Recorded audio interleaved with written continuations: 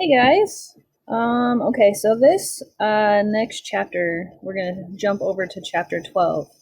So chapter 12 is all about vectors. Okay, so 12.1 is just going to be vectors in the three-dimensional plane. Okay, so this will be fun trying to teach you three-dimensional planes on a 2D surface in a video. So see how this goes. So the first thing that you need to understand is what is a vector. Okay, so a vector is something that represents a magnitude and direction. So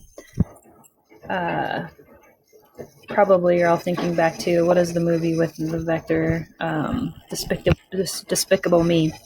Okay, so vector, that's the guy who, I don't know, he's the villain. Anyways, he represents a magnitude and direction. So a vector can be drawn like this. Okay, so it's we draw it as an arrow. Okay, so the magnitude is represented by the length of this thing. So the magnitude would be the distance from here to here. So maybe like the power of a force. And then the direction is kind of based off of here where this thing is pointing. Okay, so the thing that's kind of hard to imagine is I can take this vector and I can move it around and it would still have the same length and it would still have the same direction. Okay, so imagine me even doing this in a 3D space. Okay, so I can pull it towards me and I can push it towards you, but it still has the same length. Like a pencil would still have the same length, it's still pointed in the same direction. Okay, so that's what a vector is. Okay, so we have to understand how to find a vector within a three-dimensional space. So in a three-dimensional space, we now have to add a third axis. Okay, so in the past, we've had an x and a y axis. So now we have a third axis, which is our z. Okay, so this is introducing the idea of front and back. Okay, so this part right here is going to change a little. So make sure you write down this piece right here where now the x is going to be going frontwards or backwards. Now in the past, it was not front and back. It was left and right. X is left and right. Okay, in a three-dimensional space, x is forward or backwards. Okay, the y in a three-dimensional space is to the right or to the left, and the z is up and down. Okay, so these things change in a three-dimensional space. Okay, so when you draw a three-dimensional coordinate plane, you can draw like you would draw a normal xy axis, but the x-axis, this horizontal axis, is now the y-axis. To the right is still going to be positive, and the left is still negative. The up and down axis is now the z, which is still up and down. And now you draw this like diagonal axis, which is your front and back. Okay, so the front, if you can imagine, coming out at you is coming this direction. Okay, so that's the positive direction. And then going backwards, going back is this negative direction. Okay, so I know that this is hard to imagine on a 2D surface, but try to imagine that x is coming towards you. That's forward. And then back here, this is going away from you. Okay, so if we start by just plotting some points. Okay, so let's say we have a point. So you can see that this example that I have here is a point. Okay, we represent it the same with parentheses, but now it's in a three-dimensional space. Okay, so what I want you to write here is, okay, what are the directions that are happening? Okay, if I have a positive 2, what direction are we going to go? Okay, well, this is going to go forward 2. Okay, and then if I am going negative direction on my y, what direction is negative? Negative is going to go to the left. So I'm going to go left 3 units. And then my z is a positive, so z is up and down now. So z is going to go up 2 units. Okay, so for me to draw this, I'm going to color code this again. I'm going to have my y will be, oops, I didn't color that right. Y will be blue, so this is positive and negative. Okay, my z is up and down, positive, negative. This is my z. My x, so this is forward to backwards, forward to backwards. This is x. Okay. So we got 3 movements. So starting at the origin from 0, 0, I have to move forward 2. So from the origin, I'm going to go forward 2. Okay, now I'm going to stay right there. And now I'm going to move from this spot to the left 3. So from here, I'm going to go left 2, 3. So now imagine I'm kind of like out in this space. I've come forward 2, move to the left 3, and then my last movement is up 2. So from this spot, I'm going to go up 2. So up 2. So here's this point that has moved forward 2, left 3, and up 2. So when you're drawing points, you have to draw the path that you took to get to those points. Okay? Because if I just draw a point right here, somewhere in the middle of no man's land, I have no idea how I got there. I don't know if it's forward or backwards or where, what. You need to draw the path that gets you there. Okay? Maybe we'll do one more, make sure we got this. I don't have another example, so I'll just draw one right here. Okay, example 1.5. Okay, so we're going to plot the points. Let's go -3, 4, -5. Make it crazy, okay? Okay, so think about the directions that we're moving. Okay, the first one is an X, so negative is going to go back. So we go back 3. Okay, the Y is right or left. So positive is going to move to the right. So right 4. And then negative is up and down. So negative is going to go down 5. Okay, let's see if we got this. Okay, so here's my Y. Positive, negative. Okay, here's my Z. Positive, negative is Z. Yes, this is our first one. Forward and backwards. So forward, backwards. This is my X. Okay, so remember we start from the origin. So starting right here at the origin, I'm going to go back 3. So 1, 2, 3. Then I need to move to the right 4.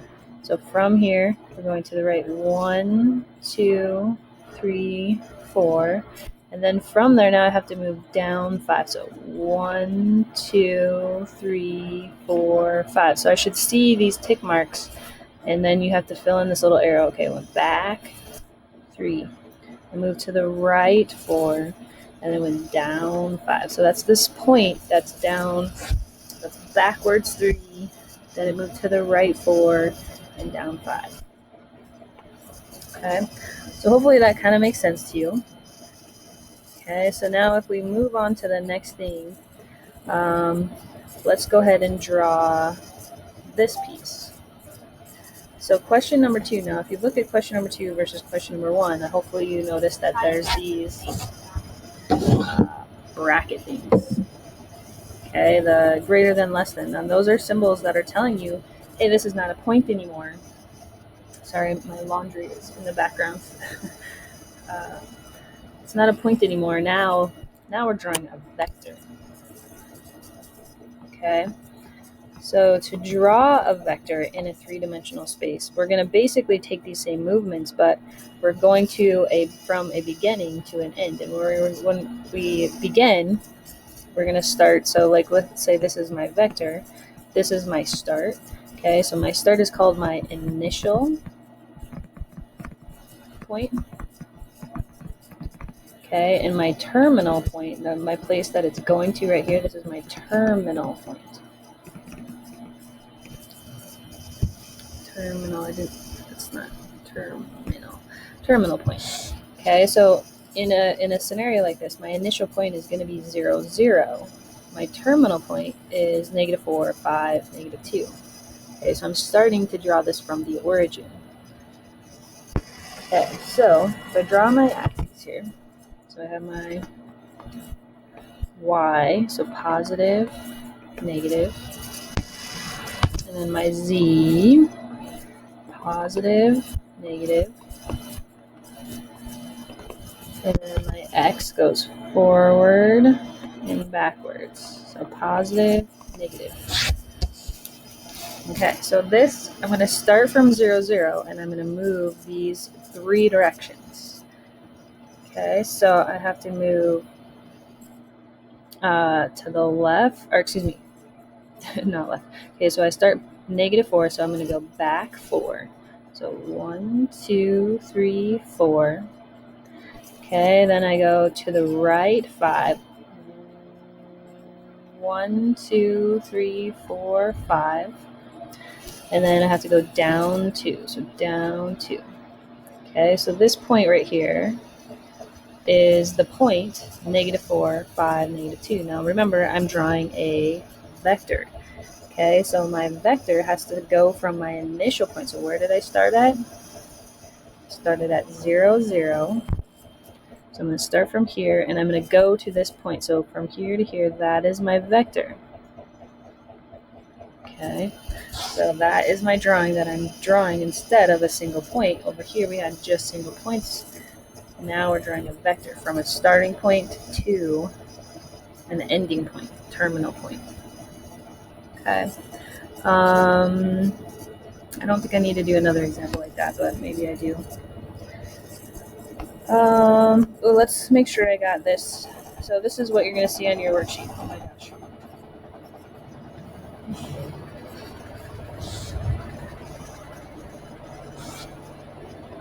Okay, so for question number 1, they're giving us 2 points.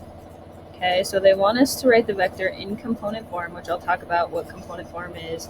Component form is just the x, y, z form. Okay, and you're then going to graph it. Okay, so there's not a ton of space here, but when they give us 2 points, what we want to do is we want to do the terminal point minus the initial point. Terminal minus initial. Okay, so the formula that we're writing down, basically, if you want to write this down from P to Q, okay, so P being my starting point, Q is my final point. So P is my initial, and Q is my terminal.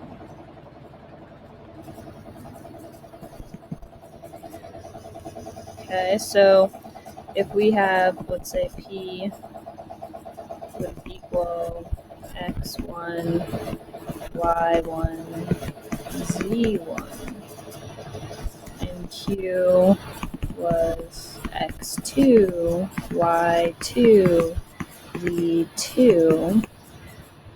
Oops, I wrote those as vectors. Let me fix that. Parentheses for points.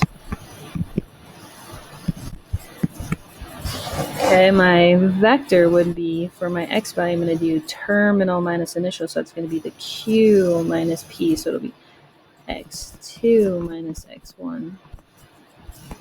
My y would be y2 minus y1. My z will be z2 minus z1. Okay, so in my example right here, my PQ, so my vector that exists from point P to point Q, I'm going to take the terminal, so for my x, it's going to be -1 minus -2, so +2. For my y, it's going to be -7 minus 6. And for my z, -8 minus 9. So if I simplify that, that's going to be -1 plus 2 is 1. -7 minus 13, or minus 6 is -13. -8 minus 9 is -17. So that's the vector that I will draw. So I guess I can kind of draw it in a space. Okay, so I had I forget my colors. Blue. So blue was y, positive, negative. My z, positive, negative, and then my x is forward, positive, backwards. Okay, so I'm going to draw the point. So I'm going to draw point P and I'm going to draw point Q, and then I'm just going to draw a vector between those 2 points. So I'm going to draw P as a red point. Okay, so I have -2. So I'm going to go backwards 2, then 6. So I have to go to the right 6. 1, 2, 3, 4, 5, 6. Then up 9.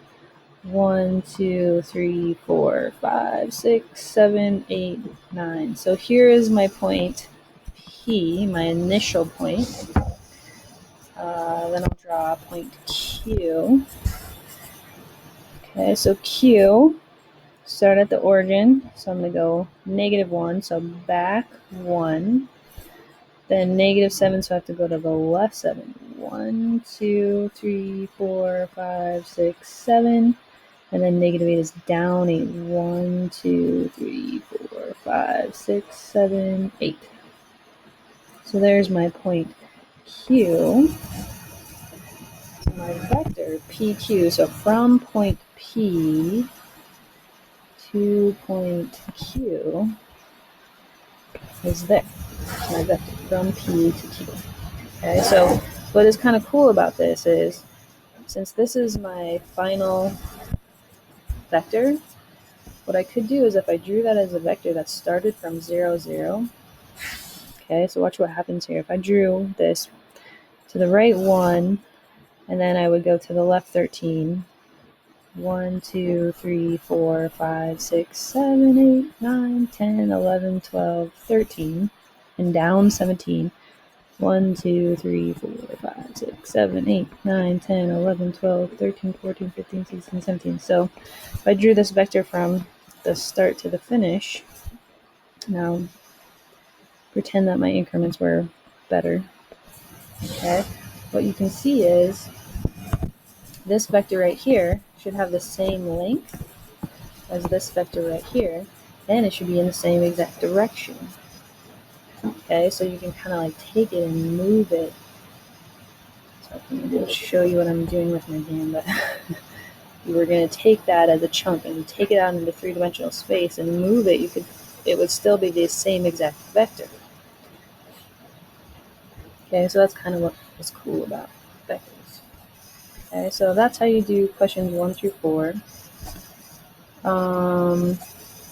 Okay, question 5 and 6 is then asking you for the magnitude. Okay, so again, component form, I talked about that. That's just x, y, z, this is component form. So how do you find the magnitude? What was the magnitude again? The magnitude is the length. Okay, so that's the length of the vector. Okay, so I'm going to show you this one. So we'll do same example, and then what is the magnitude? So how do you find the magnitude? Actually, let me just give you some notes up here. So if we have, let's say we have vector D. Vector D. Vector D is x, y, z. Okay, the magnitude, what you write is like kind of like 2 parallel lines. That's how you represent magnitude. Magnitude. So that's the length of the vector. Okay, all you have to do is this. Hopefully, will look kind of familiar to you. The square root of x squared plus y squared plus z squared. This is actually the distance formula. Pythagorean's theorem comes from the same thing, but now with a 3rd dimension. Okay, so if this was just a 2-dimensional vector, so let's just call this vector E. Okay, so a 2-dimensional vector would just be x, y. So if you were asked to find the magnitude of a two-dimensional vector, you would just do the square root of x squared plus y squared. Okay, so let's do just a really fast example. We have this done, we'll just erased it. Okay, so if I was going to find the vector, this magnitude for v here, I would just do 5 squared plus 2 squared plus negative 4 squared, and then figure out what that is. So whatever 25 plus 4 plus 16 happens to be, I'll use a calculator. So 25 plus 4 plus 16 is 45, so this would be the square root of 45, and then if you can break it, let's see, 9 times 5, so 3 square roots of 5 is the magnitude. So that's the length of this vector if I was going to draw it out. Okay, so if we go now one step further here and say, what's the magnitude between point A and point B? So first I would have to find the vector A. Okay, so vector A, AB. Real quick. Okay, so to find this, remember you do terminal minus initial. So see how this arrow on the top is? So A is your initial, and B is your terminal. Okay, so I would do x, so negative 1 minus 3. For my y, I do 5 minus negative 2. And for my b, I would do 2 minus 4. So my vector AB is negative 4, 7, negative 2. So that's vector AB. So if I was going to find the magnitude of AB, I could do negative 4 squared plus 7 squared plus negative 2 squared. So 16 plus 49 plus 4.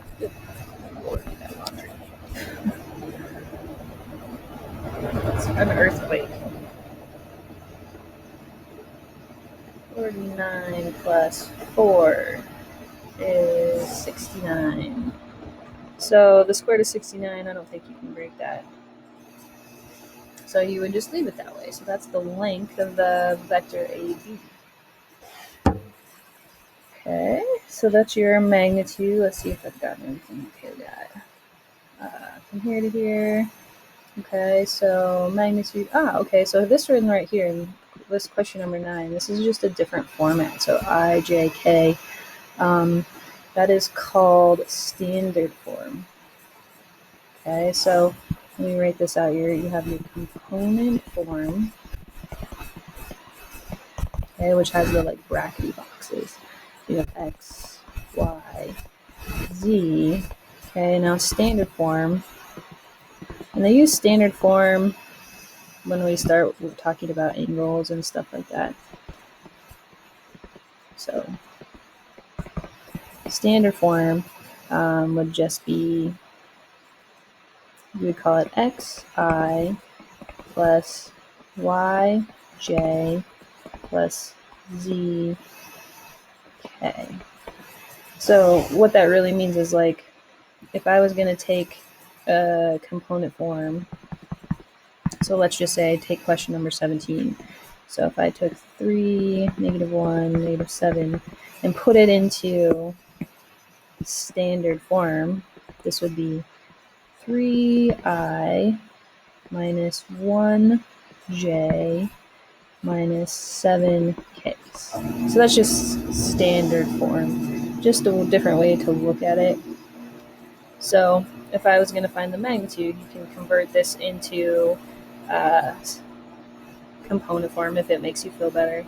So this would just be negative 7, 9, negative 4. And now you can just find the magnitude of that. So x squared plus y squared plus c squared square rooted. Okay. Okay, finding a resultant vector. I feel like this will be very instinctive. If they give us a vector, call it f, and say, oh, multiply it by the square root of 2, well, all you have to do is take the square root of 2, and you're going to multiply it by the vector. So you're just going to multiply it like you would probably instinctively do, so distributing that square root of 2. So the square root of 2 times negative 16 is negative 16 square roots of 2. Square root of 2 times 7 square roots of 2, we multiply the insides together, so 7 square roots of 34. Okay, so that would be your resultant vector. Okay, if you were going to add two vectors, you just add your x's together, add your y's together. So let's do this question number 14. So if I took 3 times u and then subtract the g vector,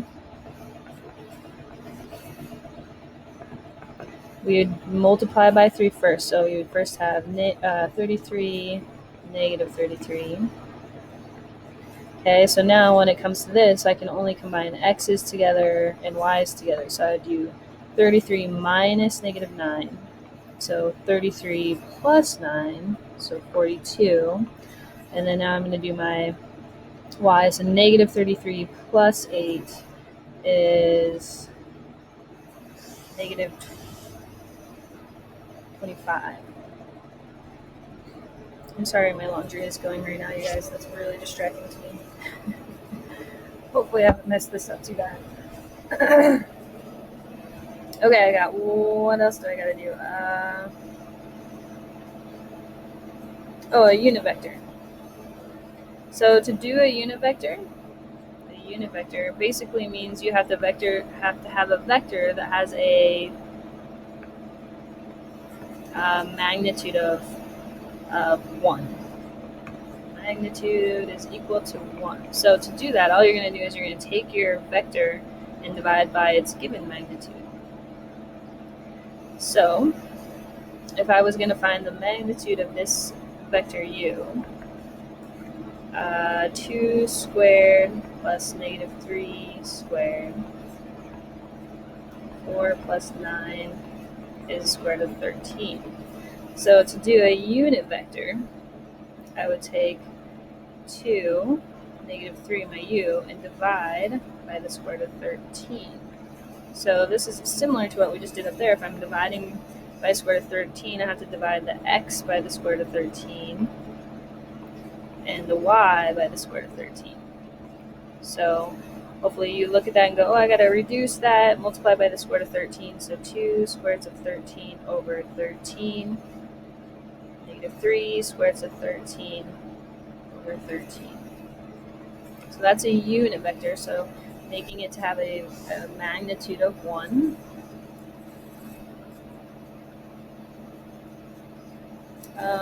And direction. Ooh, we gotta do direction. So how do you find the direction? So this is magnitude and direction.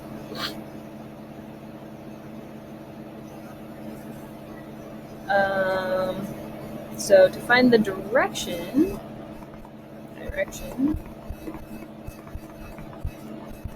we'll only do this within 2D. So this will be the inverse tangent of the y over x.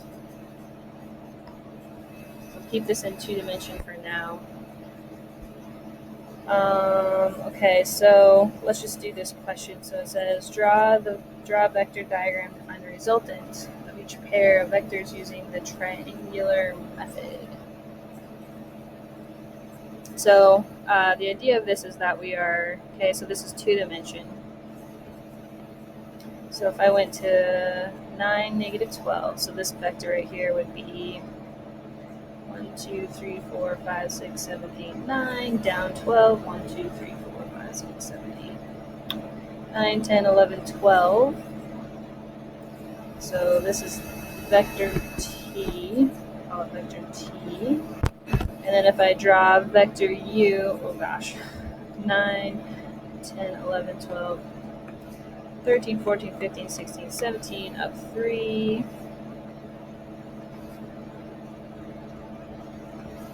Oopta. Okay, so this is vector u. So the triangle method is if I go from t to u, so the tip of t to the tip of u, so my resultant would be right here. Okay, so we'll call this vector v. So what would that vector be? Okay, so you can kind of think of this as like points, initial point, terminal point. So v would be 17 minus 9, 3 minus negative 12. So 8, 15.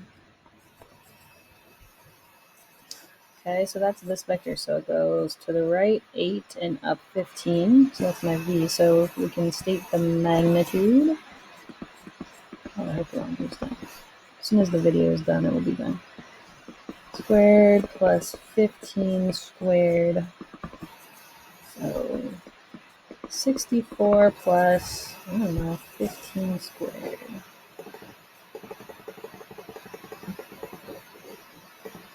No?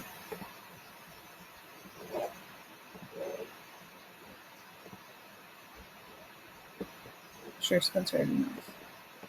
15 squared.